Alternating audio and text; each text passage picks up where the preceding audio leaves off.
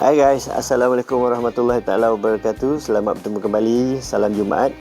Okey, dari Yabalan. Itik gembo. Okeylah. Okey, sebenarnya bukan ada benda sangatlah nak nyembang, cuma sekadar nak berkongsi cerita lah. Okey, 5 hari lepas awal minggu ni lah hari Isnin, Abang ada terima satu berita berita menyedihkan lah. Di mana kita orang punya sebenarnya peminat paling setia salah seorang. Itu Z ni dia ada peminat paling setia dia, ada geng-geng dia. Okey, beliau ialah Cik Asmadi, atau kita panggil dia Adi JB, Adi Pak pun dia, Adi JB pun dia. Dia merupakan salah seorang peminat itu Z yang daripada mula sekali itu Z ditubuhkan memang dah ada, dan last sekali kita jadi sahabat lah. Beliau merupakan seorang tokek keropok leko losong pekan nanas. Dan berita sedihnya beliau telah meninggalkan kita lah. Disebabkan sakit kanser, jadi dia dah meninggal. Bersama-sama kita sediakan Al-Fatihah buat beliau satu. Okey. Ya sedih lah sebab kita kenal dia dan tak sempat nak berkunjung tak sempat nak tengok dia semua kan. Tapi sempat jumpa dia tahun lepas kalau tak silap lah. Masa PKP tu dia macam tu lah. Okey, dan semalam pula seharian daripada jam lepas Zuhur tu terus ke masjid sebab kita dikejutkan lagi oleh satu berita lagi tu, rakan sekolah rendah ni sama-sama geng nakal ni duduk pun kat belakang ramai-ramai kan, Ustaz Baharin. Tapi itulah dia, alhamdulillah beliau bila besar tu jadi ustaz jadi Ustaz Baharin bin Harun, kita panggil dia Ustaz Bayin lah. Dia pun sama, memang beliau sakit dah ada macam mana semua. So 2 hari lepas tak silap dia pergi buat dialisis tapi naik motor lah.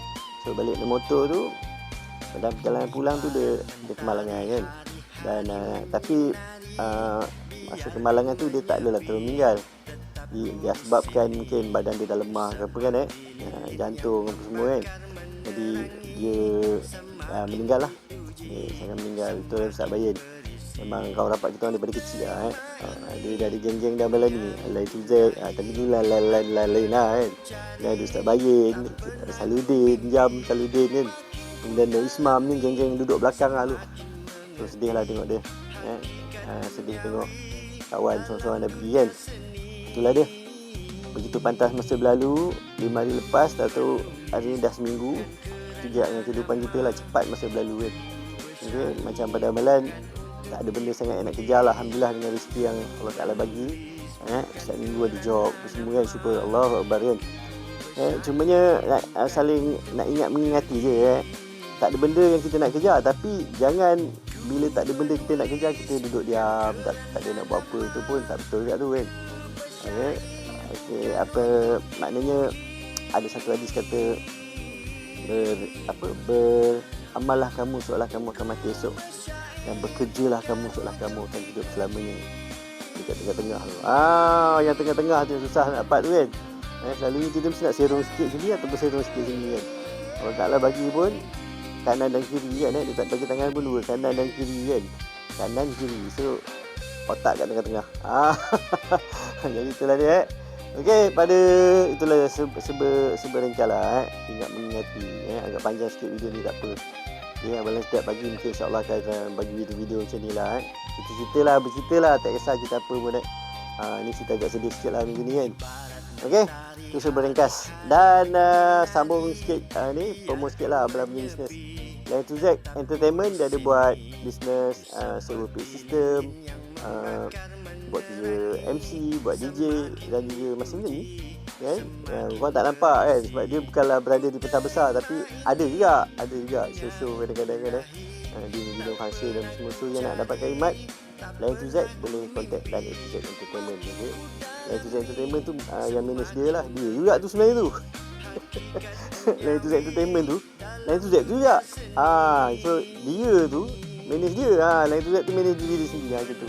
Okey, so boleh kontak lah di WhatsApp 0169739199. Harga insyaAllah bersembang untuk majlis tinggi kendara, kahwin apa semualah majlis makan malam kan, majlis sukan sekolah ni banyak kategori sekolah, sekolah tadika sampai ke universiti lah, boleh je insyaAllah.